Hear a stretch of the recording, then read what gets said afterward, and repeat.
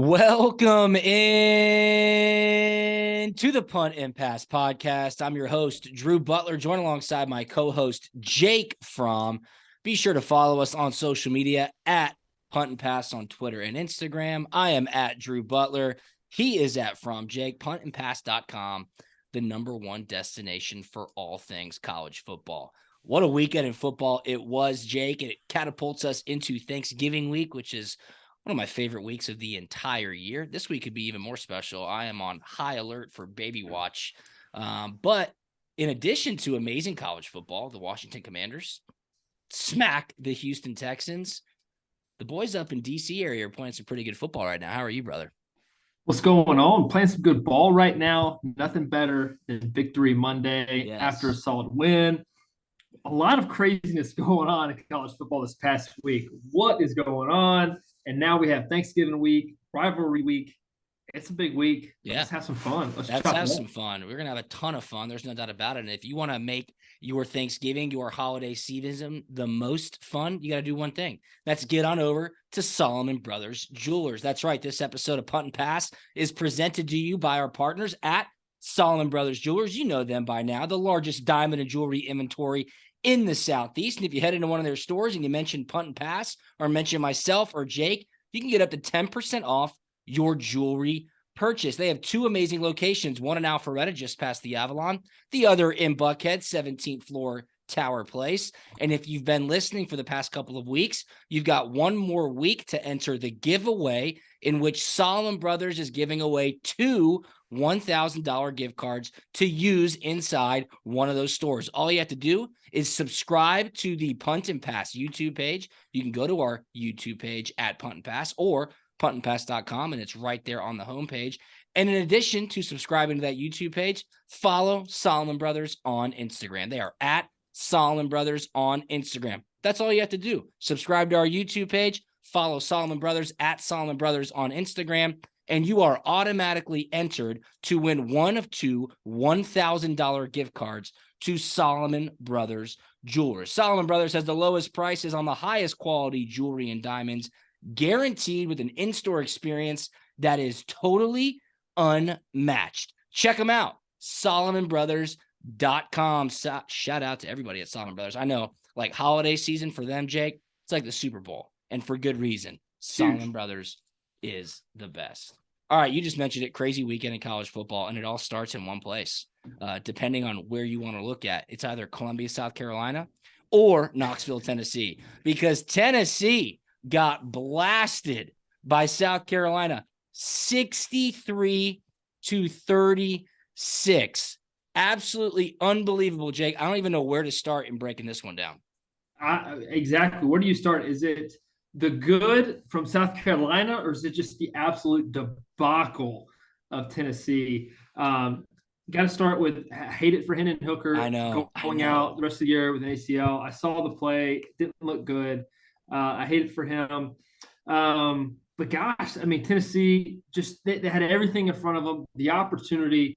I thought I would have loved to see him get in as that fourth team in after Michigan and Ohio State beat up on each other. But golly, I mean, they just kind of gave it away. I think the biggest thing to note here, and something that I knew, and maybe we should have talked about it a little bit more, was just how bad Tennessee secondary is. Oh, my goodness. Spencer Rattler went off. His stat line, 30 for 37. So he was wildly efficient in this game. 438 yards and 6 tutties. Unbelievable. 6 touchdowns. Are you kidding me? 6 touchdowns. I mean, he went off, looked like a superstar, a number 1 overall pick. He looked like it.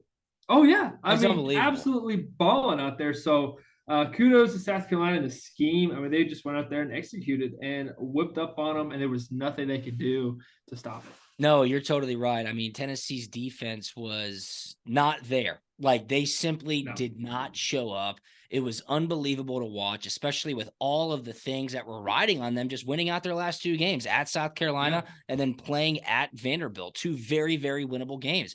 South Carolina has been consistently one thing all year long, and that's inconsistent.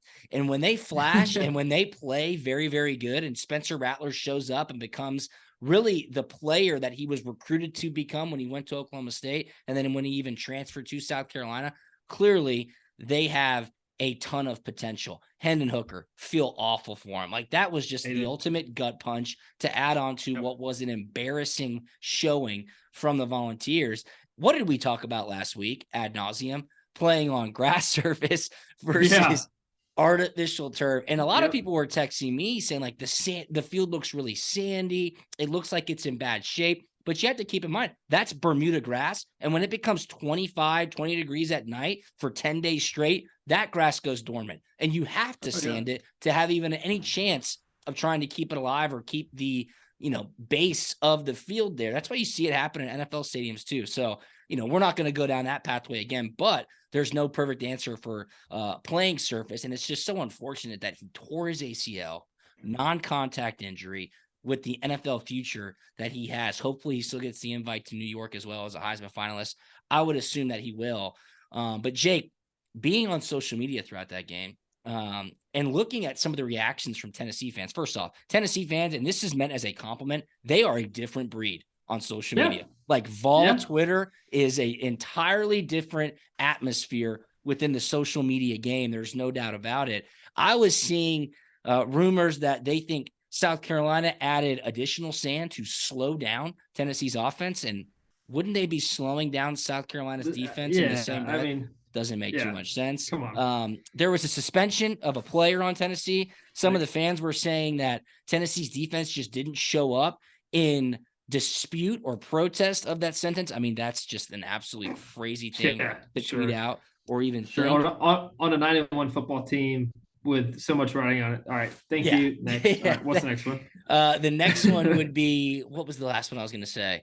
I forget, but Vol Twitter, man, hats off to you. The one thing I will say is you and I talked about this, I think last week or 2 weeks ago.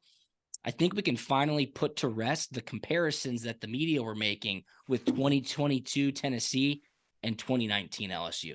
Oh yeah. Yeah. It's tough to make that one. I played that team. I thought they were just one of, if not the best college football team to be assembled and play. That had the swagger, they had the dudes, had the mojo, had it going on. And arguably Tennessee did too at that time. Yeah. And the Dogs whipped up on them. They were number one in the country for all of 4, maybe 5 days. Yeah. And now they're rightfully kind of put back in their place.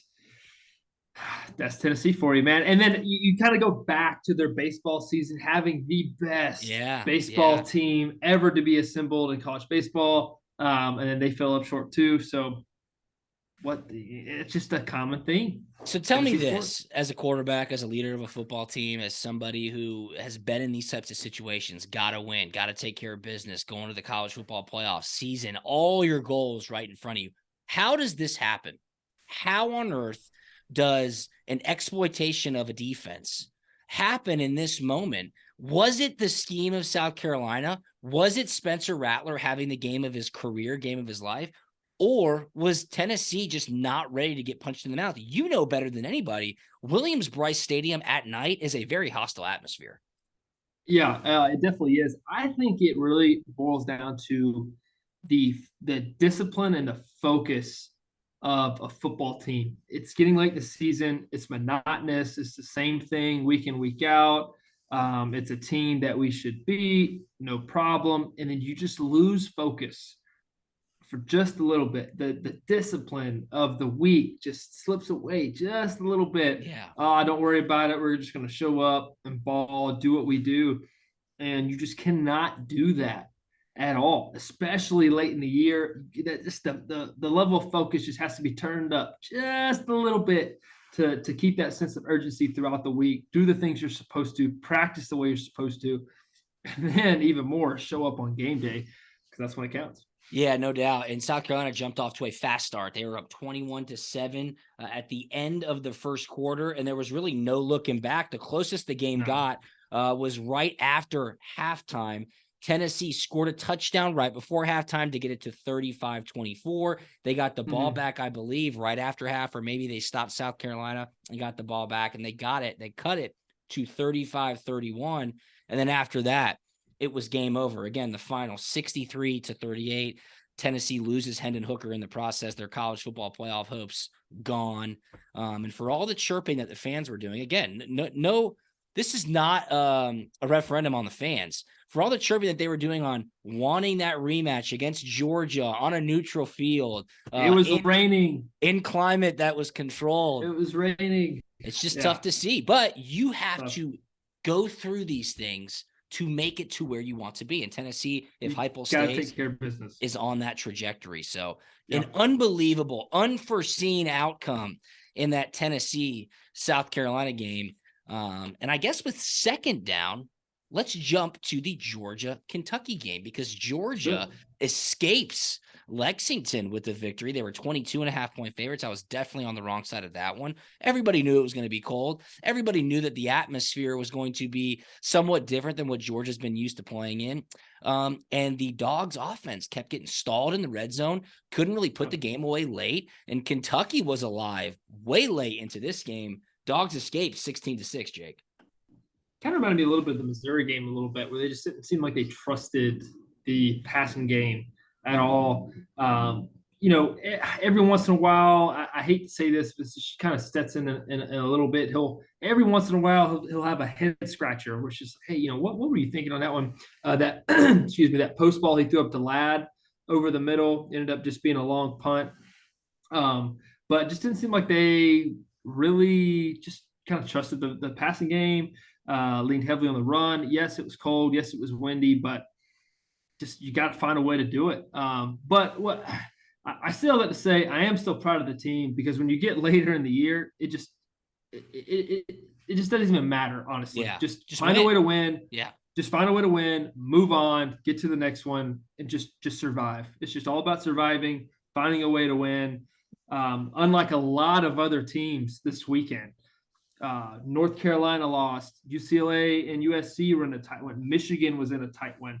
TCU won at the wire. So it's just finding a way to win. The boys did it.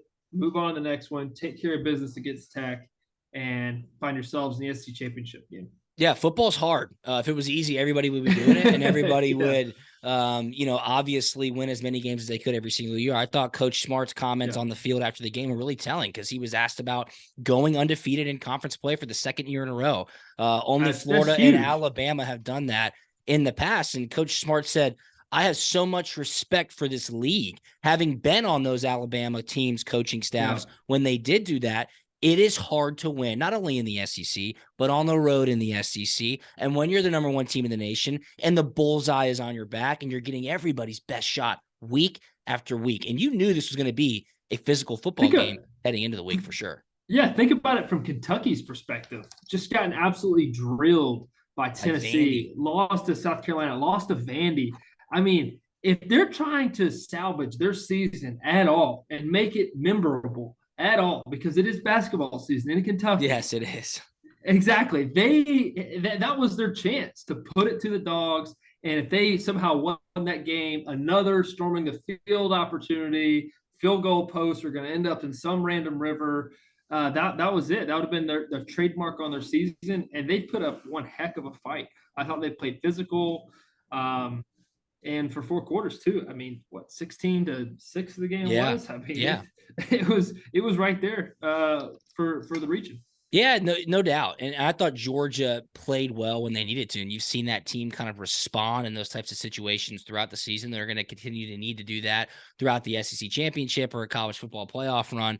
But one thing that was a little troublesome was the lack of third down conversions on 3rd and short. I think there were 2 or 3 3rd and 1s, or even a 4th and 1, where Georgia needed to just get 1 yard to extend a drive and really continue to put the game out of reach.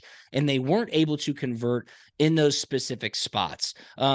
On the whole, though, the offensive line played really well. I see a lot of Georgia fans talking about what's wrong with the offensive line. I mean, they rushed for 250 yards and they didn't give up a sack. They didn't give up a sack. Kenny McIntosh had 146 yards on the ground. That's really good on the offensive line, especially against a physical defensive front like Kentucky on the road. So I think we're quick to rush and judge, Jake, but that was a gritty win. And sometimes you need those types of dubs to have an undefeated season. Yeah, and last thing I'll say is I think the boys only had 3 possessions in the first half. 3, no Yeah, more than 4. long sustained drives by each team. Long sustained drives by each team. So the opportunities weren't there. And then if you just don't convert in the red zone and the 3 points just doesn't look as good as having 7 and yada, yada, and all that good stuff. But gritty win, find a way to win, move on, crush and flush it on to the next one. Don't worry about it. No question. I think Georgia still remains number 1 in the nation in red zone efficiency, but they were stopped 3 times with 3 short field goals. We talked about this in the past. What's the mindset of the quarterback? Things get condensed. It happens fast, probably frustrating the second time it doesn't happen. You get down there the third time. Are you pressing a little bit? Are you frustrated from a play calling perspective? Obviously, the offense would love to have 1, 2 touchdowns, not 3 field goals, short field goals.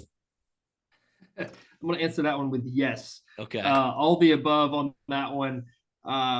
Decision making's got to be quick. And even as a play caller, you end up second guessing yourself.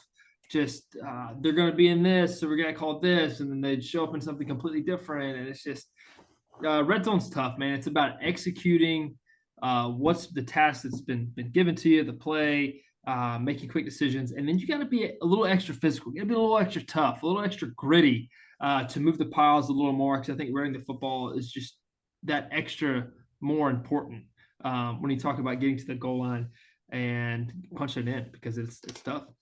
All right, I need one more truth bomb from you, because you're the one that would have this experience. All right, I'm like half analyst, half fan.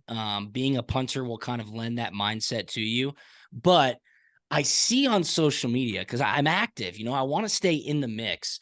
People, Georgia fans in this instance, are saying like, hey, it's a good idea that you don't open up the playbook fully when you got big games on the horizon. Like, is there any truth to Todd Monken or this offensive staff being in those red zone situations and being like, hey, you know what, guys, let's just go with these 4 plays. We're not going to get too deep into the playbook. We'll just kick field goals, put some points on the board, and get out with the win. So I've kind of been a part of staff and the idea of basically not doing that, of not showing plays. Hey, if we're winning, let's just RPO it. Yeah. Simple stuff, shut it down. And personally, I don't like that. I think so. That does happen, though. Does that happen? Well, it does. It does happen. It does, for sure. But me personally, if I'm a coach and my philosophy is I'm doing it. I'm spilling the beans. Yeah. If I practice it, if I got practice reps behind it, man, do it, because there's always good stuff out there. You're going to find good stuff. And there's ways to hide the stuff you're doing, putting guys in different spots, motioning to different stuff. You can hide the stuff you're doing. But also, man, when a defensive coordinator turns on the film and he sees all this crazy, wacky stuff going on, man, they have no idea what to do. You see what that makes them do? Be extra vanilla. Yeah. Because they got to coach those guys up. They got to give them something simple to do, because there's a reason those guys are playing defense anyway.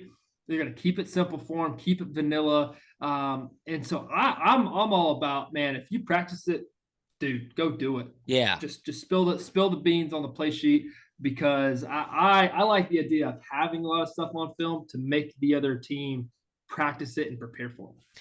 I would subscribe to your thought process there. I really would. Like, every game, and there is so much good stuff out there. Like, these coaches are watching NFL film. It's not that hard to implement some of those really interesting and intriguing schemes into an offense like Georgia's with all that talent. Like, I'm even thinking about Thursday Night Football last week, Titans-Packers, the Derrick Henry jump pass, right? Like, those things are brilliant. And you can implement that in the college game. I mean, what's some of the stuff the Chiefs do with the motions and the tight ends? It's like freaking crazy. You think they're holding stuff back?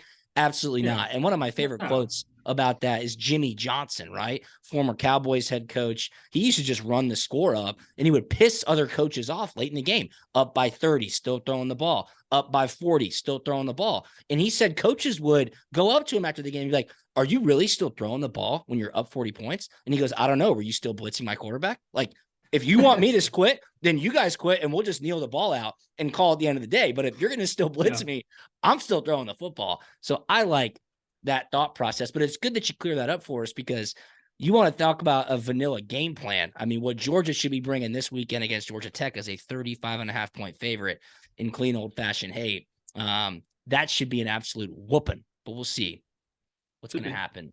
Should in be. that regard. Speaking of a whooping, let's go to third down. There was almost a whooping on live TV on Saturday, and it was on the SEC network, and it had to do with a Georgia Bulldog, and it also had to do with an LSU Tiger. And these two teams will be facing off in the SEC Championship in a couple of weeks, and that LSU Tiger I'm talking about is ESPN and SEC Network's studio host, Peter Burns. He was on the halftime show on SEC Network. It was Peter Burns, who I'm sure all of us are familiar with, Chris Doering, Ben Watson, a damn good dog, and an analyst on SEC Network, and Takeo Spikes. And Liam, if we can pull this up, I'll send you the YouTube clip. We had to chop this up for a social media post. But Peter had a little funny jab at Ben Watson during the studio halftime show, and it had to do with Ben's wife. Okay. And obviously, you just never know how a man is going to react when you bring his wife up, albeit regardless of how innocent the joke is. But Jake, for those who aren't on our social media right now, I'll break down exactly what happened with this exchange. So Peter Burns opened up, I'm guessing, out of a commercial break, and him, Chris Doering, and Takeo Spikes are all wearing dark colored suits. And he was like, hey, Ben, did you not get the memo? You're wearing like your Easter pastels. We're all wearing dark suits. And Ben Watson says, hey, man, honestly, I just wear what my wife tells me to wear. And if my wife texts me and says I look good, that's all that matters. And he held his phone up. And as they're about to cut to commercial break, Peter Burns says, well, that's not the text your wife just sent me. Now, everybody starts laughing. You hear Ben Watson go, hold on, are we on live TV? Like, he did not think that that was being said on live TV. Some laughs, hey, we'll be back after the break. And then when they came back after the break, this is where I don't know if it was staged or not. I sent you the link, you watched it, so I need your reaction. But Ben was not there. Peter Burns was not there. It's just Chris Doering sitting there with Takeo Spikes. They're like, hey, we don't really know where Peter Burns is right now. And then Ben walks back. He looks pretty pissed off. And Chris Doering was like, did you tell him to keep your wife's name out of his mouth, talking about the Will Smith, Chris Rock thing at the Oscars? Really, really awkward. I don't know what was going on here. Peter Burns tweeted out a picture, #friendship. He was smiling. Ben Watson was not smiling. Jake, I will say this, like, rule one of the locker room is you just leave wives out of it. It's much easier if you do. Yeah. Seemed like a pretty harmless joke. It's much easier if you just leave the wives and girlfriends for their guys just out of it. But I am fully thinking here that Peter Burns got a stern talking to there in the green room behind closed doors on that one. Huge Ben Watson fan, love him, love his family, love his wife. So man, just keep my wife's name out your mouth and everything's pretty much easier on that one. Yeah, pretty much, right? I mean, like, that is, I guess, the golden rule. And obviously, I've talked to Peter. I've been on a number of his shows, like a super nice guy. He's got 2 daughters and a wife, lives his life out in the open, always talks about how awesome his wife and kids are. But just guys are different. Like, you cross that line with one guy, you might just get your ass whooped. And then you cross that line with another guy on a golf trip with your buddies who you've known forever. And hey, we're going to laugh it off and brush it off. Very, very awkward exchange. I haven't seen anything. Ben Watson hasn't said anything. Peter Burns hasn't said anything outside of that picture. Probably best to just put this one under the rug, and I've met Ben too. Great guy, great family guy. And if that ain't the way he wants to joke, that's probably not the right guy you want to piss off, because he is massive. Yeah. So I wonder what he did say. I bet he was like, don't ever say that shit again, or else I'm going to whoop your ass right here on TV. It was just crazy how it all went down. I'm pretty sure that was pretty close to word for word. I'm not messing with Ben. Ben's a very large individual. Yeah. Obviously, he was a star at Georgia, played countless years in the NFL. The dude's an athlete. Dude's ripped up. And he could just get after you, for lack of better terms. So gonna stay away from that one. Yeah, no doubt. So we'll be interested to see if they address it next week. There's no way they do that. They're just not going to bring that one back up at all. Crazy. Be something to watch. Will be something to watch. There's no doubt about that. And speaking of something to watch, it's time for the big watch of the week. That, of course, presented to us by Solomon Brothers Jewelers. Great segue there, Jake. I appreciate you, my man. You're learning. Do what I can. It's the big watch of the week. It's the final week of the regular season in the 2022 college football year. It's just crazy. Thanksgiving week, I absolutely love it. And we've got some awesome games. There's really just one place to look, though. It, of course, is the big game, Michigan at Ohio State. Last year, Michigan got the monkey off their back. They blasted Ohio State 42-27. A college football playoff berth is on the line here. A lot of speculation, too, if this game is played close. Could one of them still make it into the college football playoff? The big game will be your Solomon Brothers big watch of the week, number 3 against number 2. Some other awesome games, of course, the Iron Bowl. We'll see if Cadillac Williams can keep that game close. Dude, yeah, man, they got a little swag going right little now. Juice. Notre Juice. Dame, USC, Yep. LSU, Texas A&M, but Texas A&M's just on their absolute debacle. South Carolina, I know.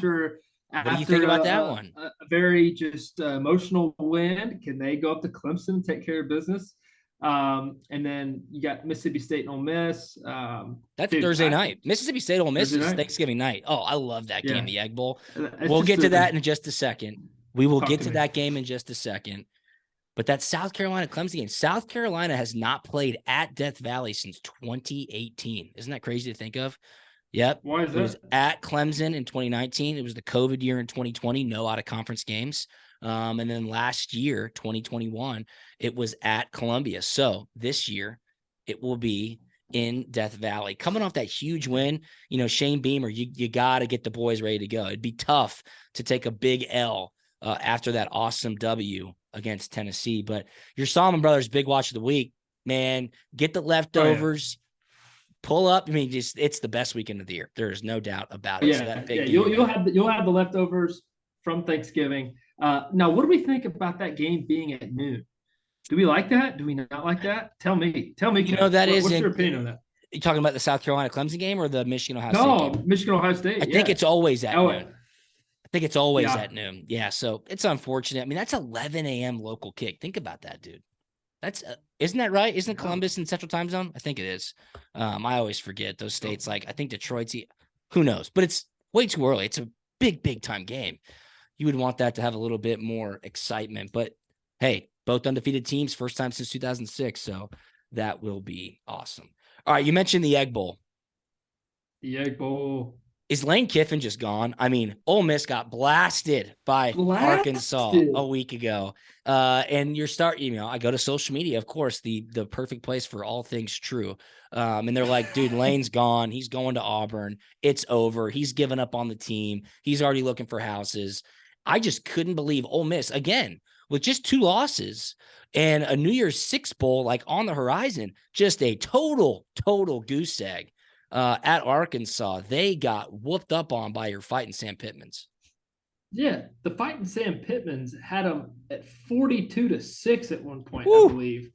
I mean, it was just atrocious. So I don't know what the heck's going on, what they're doing.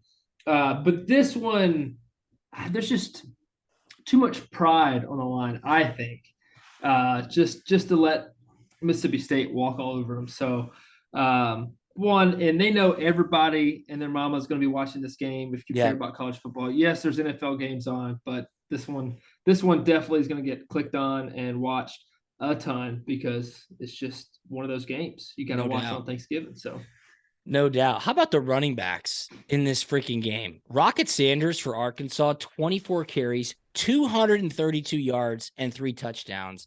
And then one of my prize picks that I did last week, Quinshon Judkins, I said he'll go under 115.5 yards. Oh, he just had 214 yards. No big deal. Dude was going off. But Zach Evans had 207 yards. It's crazy. Is that right? No, there's no dude. What? Yeah. They had 463 rushing yards. Is that amazing? Oh, Ole Miss had 703 total yards and lost. Yeah. Yep. It's crazy. 3 turnovers. Oh, 703 total yards, and they lost that football game. Unbelievable. Oh, I sorry. You ever seen that before? You're dumbfounded. I'm speed. I'm speed. Like if you would have told me you have 2 running backs to go over a 200 piece and you lose the game. Yeah. Not just lose. I mean, get killed. Crazy. Sorry. They got to fix some things. They got to fix some things because Mike Leach, Will Rogers, and the boys will certainly want to win the Egg Bowl. I think they won in big fashion a year ago. I need to pull that up before we sign off here because that game is at 7 p.m. on Thanksgiving night. Last year, I want to say that Mississippi State won that game last year. Hold on one second. Going to 2021. No, they lost 31-21. It's 2 years ago. But be a great game. The Egg Bowl, always a good one. Will be a great one. Last one I'm going to mention, Oregon State. Okay, that's a top 25 matchup ish. Maybe you should be. We'll see when the rankings come out.